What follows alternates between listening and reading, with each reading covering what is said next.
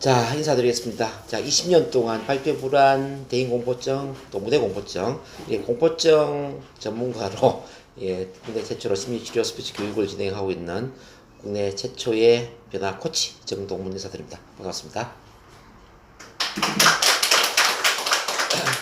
자, 오늘 이제 기존에 우리 선생님도 계시지만 또 새로운 우리 송수철 선생님을 위해서 저희 프로그램이 어떤 프로그램인가, 그리고 더 나아가서 이제 발표 불안증이나 무대 공포증이나 대중 공포증을 어떻게 해결할 수 있는가에 대해서 제가 한 30분 정도만 좀 안내 강의를 하고 진행을 할까 싶습니다. 저희는 이제 스피치 NLP면 통합 변화 시스템입니다. 우선 여기 오신 것을 환영하는 의미에서 큰 박수 한번 보내주시면 좋겠습니다. 자, 통합 변화 시스템은 기본적으로 첫 만남, 심리치료, 자아 정체성, 스피치 커뮤니케이션 명강사 이 네 가지가 같이 통합이 되어 있다 이렇게 볼 수 있습니다. 왜 이렇게 복잡하냐 볼 수도 있고 뭐 이렇게 통합해야 되지 이렇게 생각할 수 있는데, 근데 이제 변화라는 것은 하나만 어떻게 변화를 한다고 해서 바뀌는 게 아니에요. 이제 말을 잘하려고 하면은 말만 훈련해서 되는 게 아니라 심리 치료도 해야 되고 자신감도 키워야 되고 마인드도 긍정적으로 바뀌어야 됩니다. 우리가 이제 그 병원에 가면 암 치료를 할 때 뭐 암 수술만 한다고 암에서 낫는 거 아니잖아요. 뭐 암 치료도 하지만 우리가 뭐 식이요법이라든지 또는 뭐 수필링 또는 뭐 어떤 명상 이런 다양한 훈련법들이 필요한 것처럼 이 스피치를 잘하는 것도 많은 것들이 이제 통합이 돼야 됩니다. 지금 현재 또 시대도 보면은 그야말로 이제 4차 산업혁명 플랫폼 시대라고 이야기를 합니다. 하나가 아니라 여러 가지가 융합을 하면서 많은 것들이 이제 플랫폼을 만드는 이런 이제 플랫폼의 여러 열차들이 모여서 지나가는 것처럼 우리 또한 어떤 변화나 성공도 플랫폼처럼 모든 걸 모아야 된다. 저는 이제 이 모으는 작업을 한 20년 동안 했습니다. 2001년도에 제가 처음 스피치 교육을 시작하면서 첫 번째로 스피치 교육하고 지하철 스피치를 통합을 시켰고, 그러면서 심리치료, 뭐 자존감, 자신감 훈련, 더 나가서 이제 이 첫 만남까지 이제 통합이 되어 있습니다. 우선 이제 그 흐름을 쭉 보면요, 우리가 말을 잘하려면 이런 4단계로 와야 됩니다. 한번 읽어보겠습니다. 자, 1단계. 가장 편안한 분위기에서 충분히 실수하라. 시작. 가장 편안한 분위기에서 충분히 실수하라. 자, 실수를 해야 됩니다. 실수하지 않으면 말을 잘할 수 없습니다. 이유는 제가 뒤에서 설명하겠습니다. 두 번째, 마음의 바이러스를 치료하라. 시작. 마음의 바이러스를 치료하라. 우리 말을 못하게 하는 바이러스 같은 게 있어요. 그게 바로 긴장, 떨림, 불안, 공포증. 이런 거는 이제 바이러스 같은 겁니다. 잠재의식이 각인되어 있기 때문에 이거는 치료를 하지 않으면 힘들어요.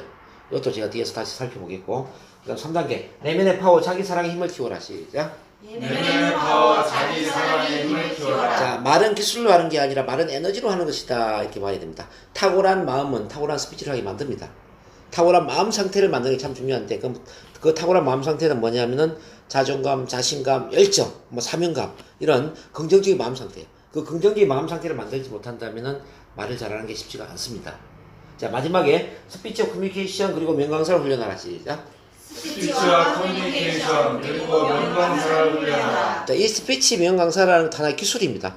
자동차를 배우는 기술처럼, 수영을 하는 기술처럼, 여자들은 메이크업을 배우는 기술처럼, 미용을 배우는 기술처럼 이게 기술이라는 거죠. 기술은 어떻게 해야 될까요?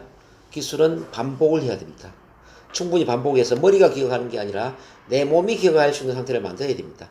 자, 이런 4단계로 쭉 흘러가는데 하나씩 쭉 살펴보면, 우선 첫 만남이 왜 중요하냐면은 모든 변화와 학습은 가장 편안한 분위기에서 촉진된다라고 이해를 하셔야 됩니다. 불편한 분위기, 부담스러운 분위기에서는 절대 변화가 일어나지 않습니다. 자, 말을 하는 것도 예를 들어서 이제 100명, 1000명 앞에서 계속 스피치 훈련 하잖아요. 그러면 말을 잘할 것 같지만 말을 절대 잘할 수가 없습니다. 마치 우리가 해병대, 군대에 입대를 해가지고 해병대를 갔다 오면 성격 개조가 될 것 같죠? 절대 성격 개조가 되지 않아요. 공부를 할 때 우리가 벼락치기 공부를 하면은 잘할 것 같습니까? 벼락치기 공부 절대 실력 늘지 않습니다. 평소에 모든 마음을 내려놓고 예습 복습을 할 때 우리가 공부를 잘하게 되죠. 이제 이 스피치 훈련도 마찬가지입니다. 자, 실수해도 괜찮고 긴장 떨림이 있어도 괜찮은 편안한 분위기 속에 충분히 마음을 내려놓고 있는 그대로 나를 표현할 수 있을 때 그때 말을 잘하게 되는 거죠. 그래서 편안한 분위기를 만날 수 있느냐 없느냐 참 중요합니다. 어차피 여러분들은 과거에 편안한 분위기를 만나지 못했기 때문에 지금 불안증이나 공포증을 갖고 있는 겁니다. 아버지가 좀 편안하고 엄마가 편안하고 이 가족 분위기가 편안하고, 어차피 학교 다닐 때 선생님이 편안한 분위기를 만들어주고 주변 어른들이 편안한 분위기를 만들어주면서 우리한테 말할 수 있는 그런 자리를 만들어주고 그 기회를 제공했다면 과연 여러분들이 무대 공포증이나 발표 불안증이 있을까요? 그렇지 않을 겁니다. 이제 여기 오시는 분들의 공통점은 대개는 그래요. 아버지가 엄하셨다. 엄마 아버지가 부부싸움을 많이 했다. 그래서 집안 분위기가 권위적이고 억압적이었으니까 엄마 아빠 앞에서 재롱을 떨고 자기 표현하는 게 쉽지가 않았다는 거예요. 또 학교에 가니까 학교 선생님이 좀 무서웠고, 그리고 뭐 국어 시간에 국어 책을 읽다가 떨었고, 음악 시간에 노래 부르다가 떨고, 그렇게 창피당하고, 이런 이제 편안한 분위기와는 정반대의 억압적인 창피당하는 그런 분위기들이 좀 많았기 때문에 우리가 말을 잘 못한다는 거죠. 그런 점에서 이제 스피치를 하는 그 환경도 우리는 이제 그 편안한 분위기를 만들어야 되는데, 그 편안한 분위기는 바로 이제 첫 만남 훈련을 해야 된다는 뜻입니다. 말을 잘하기 위해서 첫 번째는 바로 평가와 판단 없이 있는 그대로 바라볼 수 있는 그런 마음 자세를 만들어줘야 돼요. 한번 읽어보겠습니다. 자, 평가와 판단 없이 있는 그대로 바라보라. 시작. 평가와 판단 없이 있는 그대로 바라보라. 이 이야기는 뭐냐면은 긴장하면 긴장하는 대로, 떨면 떠는 대로, 실수하면 실수하는 대로 그 사람을 있는 그대로 바라볼 수 있는 그 무조건적인 수용과 존중의 분위기를 만들어줘야 된다는 거죠. 우리 이제 사회 밖에 나가면은 뭐 동창회라든지 또는 직장에 뭐 어떤 프레젠테이션, 어떤 교육, 이 분위기에 보면은 내가 실수를 했을 때 사람들은 비난을 하고 비판을 하고 지적을 하잖아요. 너 왜 이렇게 긴장했냐? 왜 중요한 자리에 왜 이렇게 말을 못하냐? 이렇게 부정적인 평가를 한단 말이죠. 이 평가에 대한 두려움이 있어요.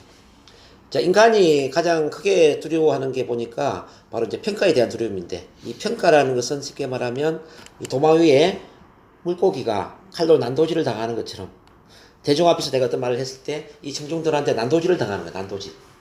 난도질 당하는 걸 좋아할 사람은 아무도 없잖아요. 그래서 난도질을 당하는 분위기에서는 절대 훈련이 안 된다는 이야기죠. 그래서 난도질을 당하는 분위기가 아니라 내가 실수해도 나를 받아주고 긴장하고 떨어도 나를 받아줄 수 있는 그 우호적인 편안한 분위기 속에서 우리가 실수도 하고 긴장도 하고 떨기도 하고 나 있는 그대로 모습을 보여줄 때 그때 훈련이 된다는 거죠. 그래서 이걸 좀 이해를 잘 하기 위해서는 아기가 기저귀 떼는 과정을 좀 이해를 하면 좋을 것 같아요. 아기는 기저귀를 어떻게 뗄까요? 내 기저귀 똥 싸면 안 되는데 막 긴장하면서 엄마 눈을 의식하면서 이 똥 싸는 것을, 오줌 싸는 것을 이렇게 불안해 한다면 기저귀 떼는 게 쉬울까요? 아마 그렇지 않을 겁니다. 그죠? 자, 아기가 기저귀에 똥을 싸더라도 엄마가 기저귀를 갈아 끼워주고 엉덩이 씻어주고, 야, 우리 새끼 똥도 이쁘게 쌌구나. 그러면서 새 기저귀를 갈아줄 때 아기는 어떤 마음을 느끼냐면, 야, 내가 기저귀에 똥을 쌌는데도 우리 엄마는 나를 이뻐하는구나. 나는 기저귀에 똥 싸고 오줌 싸고 이게 분명히 잘못된 행동을 했는데, 그런데도 불구하고 우리 엄마, 우리 아빠는 내 편이고 나를 받아주고 있구나라는 느낌. 이 느낌이 굉장히 중요하다는 거죠. 그래서 이제 기저귀에 똥 싸고 오줌 싸는 것이 편안해지고 당연한 상태가 되고 나중에는 신경을 안 쓰게 되고 신경을 안 쓰게 되니까 기저귀를 떼더라는 이야기입니다. 그렇지 않아요? 발표 불안정도 같은 원리입니다. 분명히 내가 앞에 나와서 긴장하고 떨고 실수를 하고 말을 못했는데 그럼에도 불구하고 우리 선생님들이 엄마 같은 마음으로 나를 받아주고 있는 거예요. 긴장해도 박수 보내주고 부드러운 미소로서 온화한 표정으로서 나를 바라보고 있는 거예요. 고개를 까딱까딱 해주고 이렇게 즉각적인 반응을 보이면서 자 마음으로 이렇게 보내주고 있는 거죠. 야, 긴장해도 괜찮아요. 실수해도 괜찮아요. 말 못해도 우리는 다 받아줄 수 있어요. 이런 엄마 같은 그 마음으로 이제 분위기를 만들어주고 있어요. 그러면 말하는 사람이 부담스러워요? 편안해요? 편안하겠죠. 그렇지 않겠어요? 네. 자, 이 편안한 분위기로 말을 해야만 그 편안함이 우리 잠재의식에 우리 몸에 기억이 된다 이 말이에요. 근데 우리가 이제 스피치 학원을 다녀도 이렇게 편안한 분위기를 만들어주지 않아요. 스피치 학원을 가면 주로 이제 뭐 발성 훈련하고 3분 스피치를 시킵니다. 3분 스피치. 그러면서 또 마이크 잡는 법, 인사하는 법, 말하는 법, 이렇게 나쁘게 말하면 지적질을 합니다. 지적질. 피드백이란 이런 뭐 지적질을 한단 말이죠. 이 지적질을 당해서는 절대 잘할 수가 없다 말이에요. 그래서 처음에는 지적질, 피드백이 없이 있는 그대로 나를 받아줄 수 있는 그 문화를 만들어주는 게 참 중요하다 그 말씀 드립니다. 이해하셨죠? 두 번째는 뭐냐면 자 공감적 이해. 시작. 공감적 이해. 이 공감적 이해라는 개념은 뭐냐면은 내 마음을 알아주고 내 편을 들어주고 내가 하는 이야기에 대해서 판단을 평가, 심판을 하지 않는 겁니다. 이봐 심판관의 자세를 내려놓는 거죠. 자, 이 세상에 심판관 역할을 하는 사람들이 참 많이 있어요. 대표적으로 교사들, 목사님들, 뭐 또는 우리 검찰청의 검사, 판사 이런 분들은 이제 세상에 그 심판관 역할을 하는 사람들이죠. 옳다 옳지 않다 막 따지는 거지. 우리 스피치에도 이렇게 따지는 사람이 있으면 말을 잘할 수가 없다는 거죠. 자, 내가 어떤 이야기를 하든지 간에 옳다 옳지 않다라는 판단을 내리지 않고 나도 충분히 공감할 수 있어요. 저도 충분히 그 마음을 이해할 수 있어요. 이렇게 이제 그 마음을 가져가야 된다는 겁니다. 우리 마음 안에 뭐가 있냐면은 이해받고 싶어요, 인정받고 싶어요, 사랑받고 싶어요, 누가 내 편이 되어주면 참 좋겠어요, 이런 마음이 있거든요. 왼쪽 가슴에 그런 이름표가 있다는 거죠. 근데 이제 사람들이 나를 심판하는 거죠. 이건 옳고 이건 옳지 않아요. 그런 말은 이런 자리에 하면 안 되잖아요. 이런 자리에 이런 말을 해야지. 뭐 이런 심판관의 역할을 계속 해버리면 우리는 마음의 부담이 커지겠죠. 우리는 그 심판관의 역할을 내려놓는다. 심판관을 포기해라 이 말이에요. 그러면서 자, 서로의 편을 들어주자. 비록 옳지 않은 이야기를 하더라도, 비록 내 마음에 맞지 않는 이야기를 하더라도 이야기 들을 때만큼만 그 사람 편이 되었어, 그 사람 입장이 되었어, 그 사람 마음을 알아주는 그런 경쟁자가 되어야 된다. 그래서 이제 공감이라는 것은 비를 맞고 가는 사람에게 우산을 씌워주는 게 아니라 나도 같이 비를 맞고 가면서 비 맞는 사람의 심정을 헤아리는 것이다. 그래서 내 안경을 벗고 상대방 안경을 끼고 세상을 보고요, 내 신발을 벗고 그 상대방 신발을 신고 걸어가면서 그 사람의 입장이 되어서 모든 것을 느끼고 경험하는 거예요. 자, 이런 사람이 있다면 우리는 굳이 우리 마음을 감출 이유가 없잖아요. 그렇지 않습니까? 그래서 있는 그대로 나를 보여줄 수 있어요. 그럼 긴장하면 긴장하는 대로, 따라서 긴장하면 긴장하는 대로, 긴장하면 긴장하는 대로, 떨리면 떨리는 대로, 떨리면 떨리는 대로, 불안하면 불안한 대로, 불안하면 불안한 대로, 있는 그대로 나를 보여줄 수 있다. 있는 그대로 나를 보여줄 수 이게 참 중요해요. 그게 바로 이제 일치성이라는 겁니다. 있는 그대로 나를 보여줄 수 있는 상태. 자, 이 일치성이 중요한 이유는 뭐냐면은 우리에게는 이렇게 이제 있는 그대로 나의 모습도 있지만 이미지 관리를 하고 포장을 한 나의 모습이 있어요. 인척하는 나. 우리가 말을 못하는 이유는 인척하는 나로서 앞에서 잘 하려고 하기 때문에, 나를 있는 그대로 보여주는 게 아니라 잘 하는 모습을 보여주려고 하기 때문에 말을 못한다라는 겁니다. 여러분들 그 술자리에서 소주를 한 잔 마시면서 말 잘하려고 애를 씁니까? 그건 아니죠. 술자리에서 말 못하는 사람 전 본 적이 없어요. 여자들 커피 마시면서 말 못하는 사람 본 적이 없어요. 커피 마시면서 수다 떨 때 참 말 잘합니다. 술 마시면서 남자분들 정말 말 잘합니다. 그쵸? 우리 선생님도 잘 하시죠? 네. 잘 하실 거예요, 아마.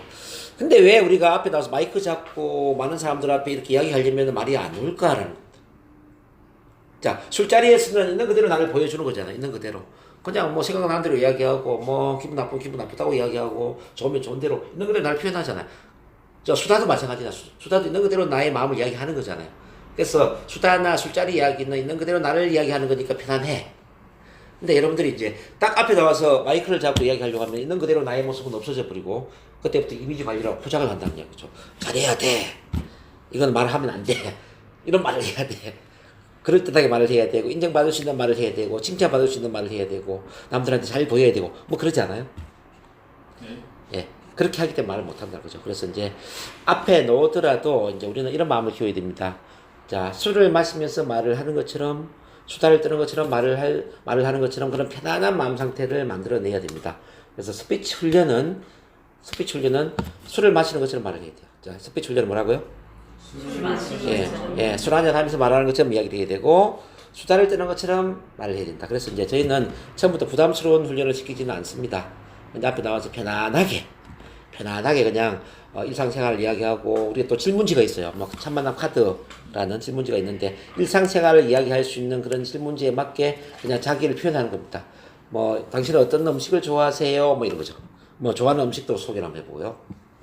지금까지 본 영화 중에 가장 감동적인 영화의 장면이 있다면 소개를 한번 해주실까요? 뭐 우리 영화 많이 봤잖아요. 뭐 영화 장면도 한번 이야기를 해보고, 뭐 그동안 은혜를 입은 경험이 있다면 나한테 은혜를 베푼 사람이 누구인지 그분을 한번 소개시켜 주실까요? 우리 할 수 있잖아요, 이런 거. 우리 뭐 일상 대화에 살 수 있는 그런 것들을 앞에서 이제 편안하게 이야기하면서, 우선은 앞에서 말을 하는 것이 1대1로 앉아서 술을 마시는 것처럼, 수다를 떠는 것처럼, 이게 편안하구나, 이 편안한 느낌을 만들어내는 게 참 중요하다. 몸이 편안해야 돼. 몸이. 여러분들은 너무 머리가 무겁잖아요. 그러니까 무거운 머리를 좀 내려놓고 몸이 편안하게 만들기 위해서 이런 참만남 훈련을 해야 된다는 거죠. 이해 되시겠습니까, 선생님? 네. 이렇게 되면은 이제 우리 내면에 뭐가 있냐면은 이제 이른바 자아 실현 경향성이라는 게 있어요. 그러니까 자아 실현 경향성이라는 것은 쉽게 말하면은 편안한 분위기를 만들어 주면은 알아서 최고의 실력을 발휘하고자 하는 경향성이래요. 자, 물고기를 물에 풀어주면 물고기는 죽으려고 할까요? 헤엄치면서 살려고 할까요? 살려고 하겠죠? 자, 식물을 있지 않습니까? 식물을 땅수에 묻어요. 땅수에 심어요. 그러면은 식물은 죽으려고 해요? 살려고 해요? 바로 그거예요. 자, 야생동물 야생에 풀어놓으면 살려고 하겠죠? 인간 또한 이렇게 편안한 이런 참만남의 환경에 인간을 풀어놓으면 인간은 최고의 실력을 발휘하려고 한다는 거죠. 그래서 인간이 능력을 억압하고 잠재 능력을 발휘하지 못하는 이유가 뭐냐면요. 바로 억압적인 환경 때문에 그렇다는 겁니다. 우리 대한민국의 가장 큰 문제는 저는 억압이라고 생각을 해요. 이른바 동방 A지국이 나쁘게 말하면 억압하는 문화거든요. 그래서 1998년도에 어떤 분이 책을 썼는데 그 책 제목이 뭔지 아세요? 공자가 죽어야 나라가 산다. 아니 뭐 공자님의 말씀도 옳은 게 참 많이 있죠. 근데 이제 공자님의 그 말씀 중에 너무 예의를 갖추고 뭐 그다음에 남의 눈을 의식하고 뭐 가부장적이고 군의적이고 뭐 이런 것들이 너무 이제 우리나라 문화를 지배하다 보니까 사람들 앞에서 실수하면 안 되고 나의 부족한 모습을 보이면 안 되고 잘해야 된다는 부담이 너무 커져 있단 말이에요. 사실 잘 못해도 큰 문제가 없거든요. 그렇지 않습니까? 그래서 이제 이 참만남은 잘 못하는 것을 허용하는 나의 부족함을 받아주는 나의 최악의 모습을 사랑해주는 이런 이제 허용의 문화가 바로 이제 참만남이다 이렇게 보시면 됩니다. 그런 점에서 다시 정리를 한다면은 우리가 스피치를 잘하는 1단계는 자 편안한 분위기에서 충분히 실수를 하는 훈련을 하는데 충분히 실수를 함에도 불구하고 그 실수가 비난이나 비판의 대상이 되는 게 아니라 그 실수가 수용되고 존중이 되고 공감적으로 이해가 되는 그 문화 속에서 실수를 편안하게 받아들이는 훈련을 해야 된다는 거죠. 자, 실수를 시작. 실수를 편안하게 받아들이자. 네, 요게 되면은 그냥 빨리 우리는 변화가 됩니다. 우리 선생님이 이미 이제 기업체 CEO시기 때문에 CEO 이미 이제 직원들한테 말을 얼마나 많이 하겠습니까? 1대1로 말씀 많이 하시죠. 근데 제가 볼 때는 선생님은 이제 공식 석상에서 말하기 좀 부담스러울 것 같아요. 그죠? 자, 1대1로 말을 잘한다는 것은 공식 석상에도 말을 잘할 수 있는 언어 능력이 있다는 이야기거든요. 이건 언어적인 문제가 아니에요. 1대1로 이야기할 때와 공식 석상 이야기할 때의 그 심리적인 차이가 있을 뿐이에요. 1대1로는 편안한데 공식 석상에 나올 때 마음이 부담스럽다 이 차이죠. 그럼 이거는 언어적인 문제가 아니라 심리적인 문제이기 때문에 심리적인 편안한 상태를 만들 수 있다면은 빠르게 좋아질 수가 있다. 그 말씀을 제가 드립니다. 네. 자, 두 번째로 해야 될 거는 이제 뭐냐면 두 번째는 바로 이제 심리 치료를 해야 되는데 심리 치료를 이거는 반드시 해야 되는 사람도 있고 굳이 안 해도 되는 사람도 있고 그래요. 이제 여기 오는 분들이 다 해야 되는 건 아니에요. 그럼 제가 이렇게 이제 해야 되는 사람과 하지 말아야 되는 사람을 한번 구분을 해볼게요. 나는 경험이 부족했어. 앞에 나와서 말하는 경험이 부족해서 긴장 떨림이 심하다. 그러면 이 사람은 치료를 안 해도 괜찮아요. 경험이 부족한 사람은 경험을 쌓으면 돼. 자, 모든 사람은 긴장 떨림이 있어요. 예를 들어서 결혼을 전혀 해보지 않는 처녀가, 아가씨가 처음 예식장에 들어갈 때 긴장이 되는 게 맞아요? 편안한 게 맞아요? 긴장되는 게 맞죠. 경험이 없으니까 그래요. 자, 회사에 취직을 해보지 않는 신입사원이 처음 첫 직장에 출근을 할 때 긴장되는 건 당연한 거죠. 그렇지 않습니까? 그건 당연한 거죠. 이제 모든 사람은 그 새로운 경험이나 어떤 새로운 대상이나 새로운 일을 할 때 긴장 떨림을 경험을 합니다. 근데 이거는 이제 체계적으로 둔감화되는 거죠.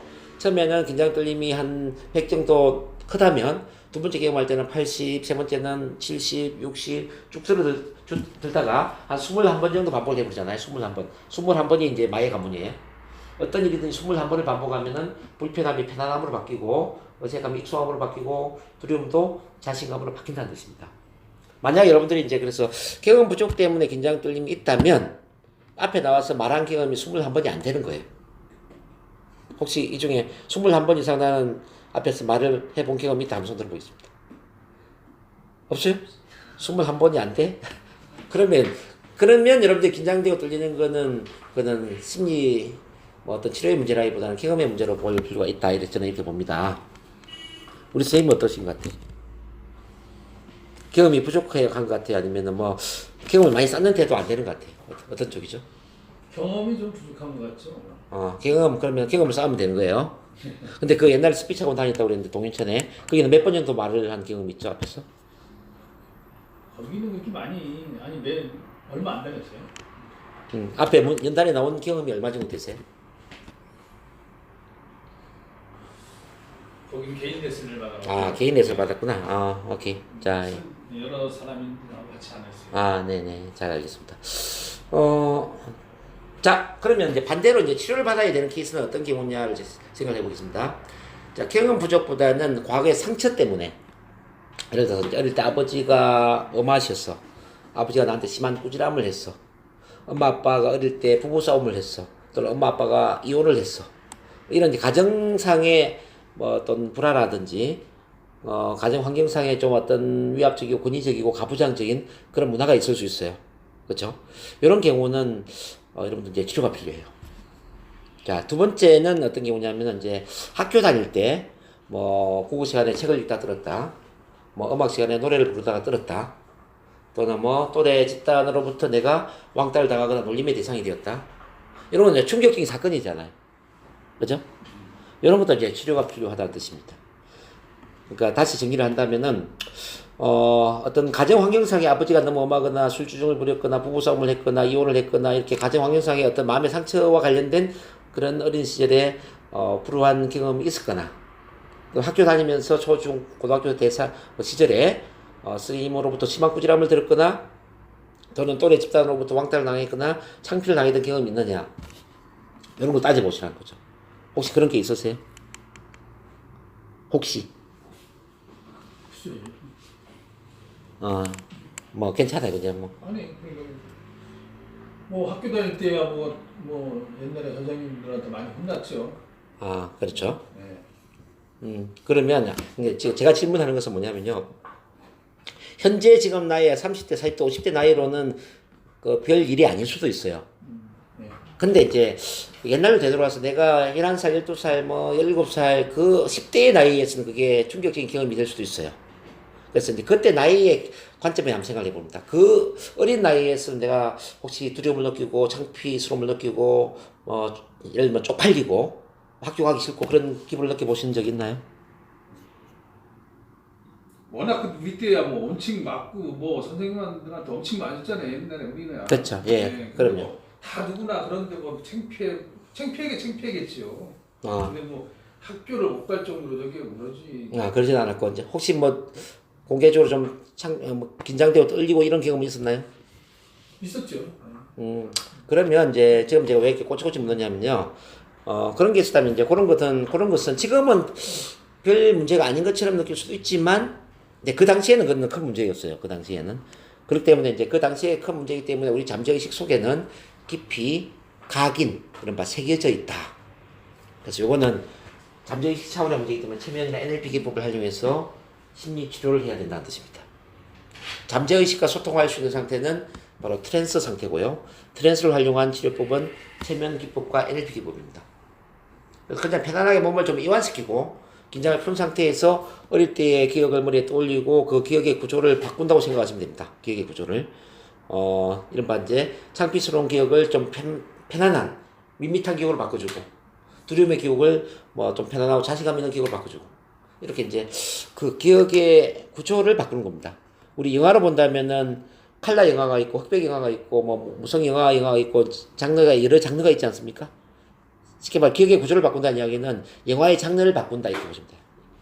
자, 큰 화면을 작은 화면으로 바꿔버리고 뭐 또는 현장 속에 있는 경험을 강 건너 불 구경하는 것처럼 멀찍이 바라볼 수가 있고, 또는 뭐 우주로 올라가서 내려다볼 수도 있고, 그죠? 또 영화를 본다면은 주인공의 관점에서 보는 게 아니라 영화 기사의 관점에서 영화를 보여주는 관점에서 볼 수도 있고, 영화를 대감기를 시킬 수도 있고, 이렇게 이제 구조를 바꾼다는 뜻입니다. 자, 이런 몇 가지 작업을 하는 것만 가지고도 두려움이 편안함으로 바뀌고 긴장 떨림이 없어지게 되죠. 그래서 이제 저는 그런 쪽의 치료 전문가예요, 제가. 네. 발표 불안증 전문 치료 전문가이기 때문에 이제 그런 문제를 이야기를 하시면은 그는 또 치료하는 시간이 별도로 있습니다. 일요일 같은 경우는 이제 11시부터 1시까지는 제가 치료를 합니다. 치료. 단체 치료를 하고, 그리고 이제 단체 시간이 안 맞는 분 개인 치료 시간을 또 잡아서 제가 치료를 해드리고 있거든요. 그래서 그거는 우리 선생님뿐만 아니라 다른 분들도 치료가 필요한 분은 저한테 이야기를 하시면 제가 도와드립니다. 자, 그리고 이제 그 페다의 3단계는 뭐냐면은 이제 NLP 자아 강화를 해야 돼요. 자아 강화. 따라 자아 강화. 자아 강화. 자아를 쉽게 말하면 마음의 면역을 키워준다 이렇게 보시면 됩니다. 우리가 신체가 건강하려면 신체에 뭘 강화시켜야 되죠? 면역을 강화시켜야 되죠. 신체 면역을 강화시켜주는 것처럼, 자, 우리 마음에도 면역이 있단 말입니다. 마음의 면역에 해당되는 게 바로 자아라는 겁니다. 자아는 내가 나를 어떻게 생각하느냐, 나를 부족한 존재로 보느냐, 나를 긍정적인 존재로 보느냐, 나를 말을 못하는 사람으로 보고 있느냐, 나를 말을 잘할 수 있는 사람으로 보고 있느냐, 가치 있는 존재로 보느냐, 가치가 없는 존재로 보느냐, 이건 좀 다르겠죠, 차원이? 이해되시나요? 그래서 이제 이 자아는 숲으로 보면 토양에 해당돼, 토양. 그래서 한번 읽어봅니다. 자, 내면이나 토양에 물과 그런 걸 속주로 제공하라, 시작.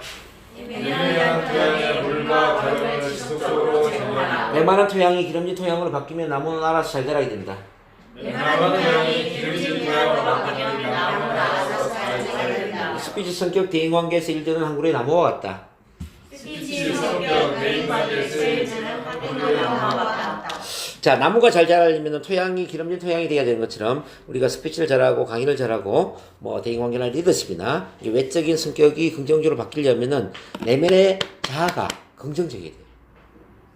그럼 내면의 자아는 뭐와 같으냐? 바로 이제 사랑이에요, 사랑. 우리 토양의 물과 그런 것 같은 게 바로 사랑인데, 사랑이 커지면은 독립성이 되고 사랑이 적으면 의존성이 돼요. 내 안에 사랑이 부족하면 의존성이 미운 오리새끼가 된다 이 말입니다. 내 안에 사랑이 커지면은 독립성이 백조가 돼. 자, 우리는 어차피 오리들 대상으로 이야기를 하는 거예요. 오리들. 청중은 오리라고 생각해봐요. 자, 청중들 오리예요. 청중은 오리니까 오리의 성격은 바뀌지 않아요. 근데 내가 미운 오리새끼로서 이야기를 하느냐, 내가 백조의 마음으로 이야기하느냐, 내가 달라질 뿐이에요. 근데 모든 사람은 미운 오리새끼 속성도 있고 백조의 속성도 있는 거죠. 근데 사랑이 부족하면 미운 오리새끼 속성이 돼요. 그래서 남들 눈을 의식하고 남들이 나를 어떻게 생각할까, 긴장하면 어떡하지, 떨면 어떡하지, 내가 말 못하면 어떡하지, 이런 이제 쉽게 말하면 앉아있는 사람들로부터 영향을 받는 겁니다. 자, 반대로 사랑이 충만해지죠. 사랑이 충만해지면은 나는 백조의 성향이 커져요. 나는 주는 사람이에요. 주는 사람. 받는 사람이 아니라, 이 사람들한테 이런 이야기를 해야 되고, 이런 도움을 줘야 되고, 이런 영향을 줘야 되고, 이렇게 이제 주는 입장이 되다 보니까 영향을 받기보다 영향을 주더라는 이야기죠. 그래서 이제 말을 할 때 있잖아요. 자, 말을 할 때 영향을 받는 사람이냐, 영향을 주는 사람이냐의 차이를 이해를 하셔야 된다는 거죠. 나는 영향을 주는 사람으로 이야기를 하고 있느냐, 영향을 받는 사람으로 이야기를 하고 있느냐. 혹시 말을 하는 목적이, 내가 말 실수하면 안 되는데, 말 실수했을 때 남들이 어떡하지? 이런 생각을 한다면 영향을 받는 사람이 되는 거죠. 내가 오늘 스피치를 했어, 오늘 뭐 강의를 해서 이 사람들한테 자신감을 심어주고, 오늘 회사에 실적을 올게 만들고, 이 사람들이 열심히 일을 하도록 만들어야지, 동기부여를 시켜야지. 이건 뭐예요? 영향을 주는 거죠. 이해되시나요? 그래서 결국은 그 말을 하는 그 입장이 영향을 주는 사람이 되지 않으면은 결국은 긴장되고 졸릴 수밖에 없어요. 말을 잘하는 모든 사람들의 특징들은 영향을 주는 사람이에요. 그러니까 링컨 대통령은 남북 전쟁을 종식시켜 끝내겠다. 마틴 루터킹 목사님은 인종차별을 철폐하겠다. 쉽게 말하면 우리 김대중 전 대통령은 민주주의를 실현하겠다. 이런 분명한 목적이 있으면서 뭔가 스피치를 통해서 실현하고자 하는 그 강한 의지를 가졌다는 얘기죠. 심지어 처칠 수상까지도 2차 세계대전을 끝내겠다 뭐 이런 분명한 목적이 있었죠. 주고자 하는 뭔가가 있었단 말입니다. 영향을 주고자 하는. 근데 우리가 영향을 주고자 하는 분명한 목적이 없으면은 영향을 받는 존재가 되는 거죠. 남들이 어떻게 생각할까? 내가 말을 못했을 때 남들이 나를 비난하면 어떡하지? 하찮은 사람을 보면 어떡하지? 이상하게 보면 어떡하지? 이거는 이제 내가 영향을 받는 거잖아요. 의존성이잖아요. 정말 이해되시나요? 그래서 이제 이 의존성에서 독립성이 되기 위해서는 반드시 나를 사랑하는 존재로 봐야 돼요. 자, 이렇게 생각을 해야 돼요. 나는 충분히 말을 잘할 수 있는 자격이 있는 사람이다 이거죠. 나는 충분히 명강의를 할 수 있는 자격이 있는 사람이고, 충분히 이 연단에 설 수 있는 자격이 있는 사람이고, 이 사람들한테 나는 충분히 줄 수 있는 뭔가가 있는 사람이고, 이 세상에 꼭 필요한 사람이고, 내가 이 세상에 없으면 안 되고, 이 자리에는 내가 가장 중심이고, 내가 없으면 이 사람들은 도움을 얻을 수 없고, 뭐 이런 자기 자신에 대한 좀 나쁘게 말하면은 자, 무리할 정도의 어떤 자만심과 과대평가를 하는 그런 마음을 갖고 있어야 된다는 거죠. 말을 할 때는. 이 무대만큼 내가 최고야라는 어떤 그런 마음이 있어야 된다는 거죠. 예? 그 마음이 없으면은 에너지가 나갈 수가 없어요. 그래서 여러분들이 마음 안에 이런 걸 키워야 돼요. 자, 누가 뭐래도 나는 괜찮아. 시작. 누가 뭐래도 나는 괜찮아. 나는 충분히 자격 있는 사람이야. 나는 충분히 자격이 있는 자, 사람이야. 스피치에서도 이 강의만큼은 나 이상 잘할 수 있는 사람이 없어. 이런 말이 있어요. 자, 이 강의만큼은 이 강의만큼은 나 이상으로 잘할 수 있는 사람이 없어. 나는 잘할 수 있는 사람이 없어. 자, 모든 강의를 다 잘할 수는 없겠지만 어떤 주제에 있겠죠. 이 전문 강의만큼은 나 이상으로 잘할 수 있는 사람이 없어라는 어떤 강한 자기 확신, 자기 믿음을 가질 때 스피치가 나오는 거죠. 오케이. 모든 뭐 강의 잘하는 사람들 그런 사람들입니다. 뭐 김대중 대통령은 내가 아니면은 이 대한민국 민주화를 실현시킬 수 있는 사람이 없다고 생각하기 때문에 대통령이 나오는 거고, 그래서 대통령이 당선이 되는 거잖아요. 그렇지 않아요? 자, 자기가 최고죠. 자기가 최고로 생각하지 않는 사람이 어디 있어요? 뭐 김영삼 대통령도 그렇고, 뭐 미국의 오바마 대통령, 뭐 현재 그 도널드 트럼프부터 뭐 다 자기가 최고고, 내가 아니면은 미국을 재건할 수가 없고 대한민국을 바꿀 수가 없고 이 세상을 바꿀 수 없다라는 어떤 강한 자기 확신을 갖기 때문에 대통령이 출마하고 대중 앞에 당당히 나서는 거 아닙니까? 안 그래요? 그래서 연단에 나설 때만큼은 내가 최고라는 믿음이 나와야 돼요. 내가 최고란, 그게 바로 이제 사랑이라는 감정이라는 거. 이게 잘 안 되기 때문에 여러분들이 이제 이런 그 훈련을 해야 돼요. 자, 이른바 Positive Mental Attitude. 이제 긍정적인 정신 자세를 만들 21일 PMA를 훈련을 해야 되는데 한번 쭉 읽어보겠습니다. 자, 있는 그대로 나를 표현한다. 시작. 있는 그대로 나를 표현한다. 여러분들 처음부터 말을 잘하는 단계가 아니기 때문에 앞에 나와서 있는 그대로 표현하는 훈련을 계속 좀 하셔야 되고, 자, 매일 발성과 웃음 훈련을 한다. 시작. 매일 발성과 웃음을 그리고 연한다. 스피치 훈련할 때 뭐 스피치 하울에 다 하는 거예요. 그 다음에 매일 긍정 암심을 5분 이상 낭독한다. 시작. 매일 긍정 암심을 5분 이상 낭독한다. 매일 사랑의 긍정 셀프 토크를 한다. 매일 사랑의 긍정 셀프 토크를 한다. 자, 일단은 4번까지만 한번 보겠습니다. 그리고 9번 한번 보세요. 매일 체면 NLP 시각화 훈련을 한다. 매일 체면 NLP 시각화 훈련을 한다. 다 중요한데 이제 여러분들이 한꺼번에 다 보면 또 복잡하니까 일단 그 정도로 봅니다. 이런 이제 있는 그대로 날 표현하는 훈련들, 그리고 이제 발성법, 호흡법 이런 거는 스피치 학원에서 기본적으로 다 하는 거예요. 그 다음에 낭독법, 낭독 소리 내 읽는 것, 낭독이 참 중요한데요. 우리 선생님 혹시 저기 낭독하고 있는 게 있습니까? 소리 내 읽는 거? 없습니다. 그러면 여기 와서 반드시 실천해야 되는 1번은 하루에 무조건 30분씩 소리 내어 읽는 연습을 좀 해야 됩니다. 오늘 오신 김에 같이 한번 해보시겠습니까? 이거 제가 끝내고서 낭독 훈련 시켜드릴 거거든요. 자, 말은 뭐냐면 따라서 말은 머리로 하는 게 아니라 머리로 하는 게 아니라 입으로 하는 것이다. 입으로 하는 것이다. 이게 아주 중요한 개념입니다. 바이올린은 머리로 연주하는 게 아니라 손으로 연주하는 것이다 이 말이죠. 그죠? 피아노는 머리로 연주하는 게 아니라 손가락으로 연주하는 것이다. 맞습니까? 자, 우리 김연아 선수의 피겨 스케이팅은 머리로 연기를 하는 게 아니라 온몸으로 연기를 하는 거죠.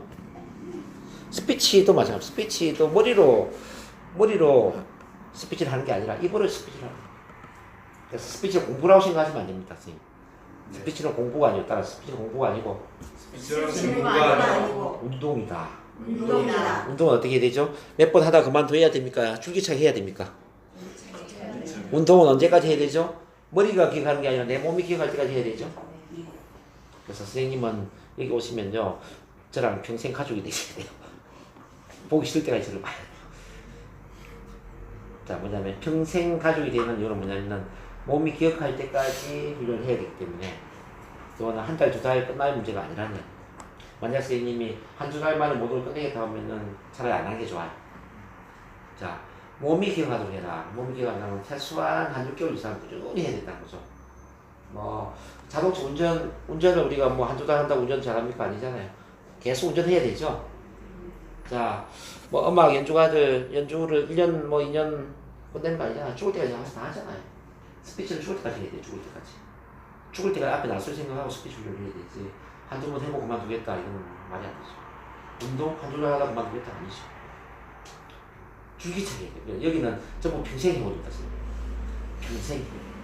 평생 동안 해야 돼 이렇게 이제 생각하는 분도 계세요. 자, 제 이야기는 뭐 50년 단위라는 이야기는 아닙니다. 몸이 기억할 때까지 단위라 이 말입니다. 몸이 기억할 때까지, 몸이 익숙해질 때까지 여기서 꾸준히 훈련하시고요. 6개월 이상, 최소한 저는 6개월 이상을 잡아요. 6개월 이상을 해야 몸이 기억하니까. 2, 3개월은 효과가 없습니다. 미리 이야기합니다. 뭐 긴장 떨림이 없애는 건 한두 달이면 돼요, 선생님. 근데 긴장 떨림을 없애는 게 목적은 아니에요, 스피치 훈련은. 긴장 떨림은 한두 달 만에 없어지지만, 자, 몸이 기억하는 건 또 다른 기간이 필요해요. 그건 한 6개월 정도가 이제 훈련이 돼야 된다. 이 말씀을 미리 드립니다. 자, 운동을 하는데 부담이 없어지는 건 한두 달이면 될 수 있잖아요. 운동에 대한 부담. 또는 수영하는 사람이 물에 대한 부담이 없이는 한두 달이면 될 수 있잖아요. 근데 수영을 잘하는 기술을 몸에 습득하는 거는 한두 달까지 되는 건 아니잖아요. 이 스피치도 같은 원리라는 게. 무대에 서는 것에 대한 부담을 없애는 건 한두 달이면 돼요. 선생님. 근데 여기서 강의 기법이나 연설이나 뭐 어떤 스피치, 기본적으로 이제 말을 잘하는 그 기술이 내 몸에 습득이 되는 것은 한두 달 가지고는 안 된다는 이야기죠. 자, 운전 면허 따는데 한두 달이면 될 수 있지만은 운전을 실제 베스트 드라이버가 되는 데는 6개월, 1년 이상 운전을 해야 되는 것처럼 이거는 몸이 기억을 하는 것에 필요한 어떤 김치가 숙성되는 그 기간처럼 숙성의 기간이 필요하다. 그걸 여러분들 이해를 하셔야 됩니다. 그랬을 때 가장 중요한 게 뭐냐면 낭독을 하는 낭독. 그래서 저는 낭독을 이렇게 이제 이해를 합니다. 조선시대에 우리 선조들은 왜 말을 못하는 사람이 없었을까?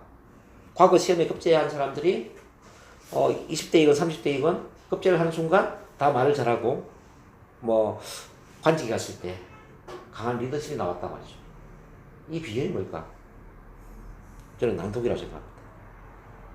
4살 때부터 신자문을 읽고 사서삼경 소리내어 크게 읽다 보니까 소리내어 읽는 것이 몸에 배이고 그래서 지식이 아니라 지혜를 얻게 되고 나중에는 내가 아는 것들을 실천하게 되고 지행합일의 원칙에 의해서 또 이거를 말하고 행동하는 이런 것들이 자연스러워지더라는 거죠.